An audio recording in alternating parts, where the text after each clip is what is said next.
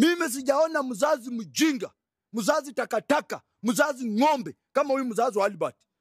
Wakenya wamesimama na huyu mzazi wa Albert wakachanga 10 million. Hakuongea kitu yoyote. Ile kitu huyu mzazi aliongea, alisema ya kwamba ati sasa hata mkinichangia pesa, mtoto wangu atafufuka. Nimepata 10 million. Mtoto atafufuka. Ati Ruto kumupigia simu, anakuja kwa media kushukuru Ruto. Kusema ati mimi nashukuru Ruto kuchukua huyu mtoto kuwa yake. Ati amenitumia 2 million. Huyu mzazi ni mjinga kiwango gani? Mimi sijaona mzazi anafurahia kifo ya mtoto wake. Ni kama Albert amekufa, huyu mzazi afanye na yeye biashara.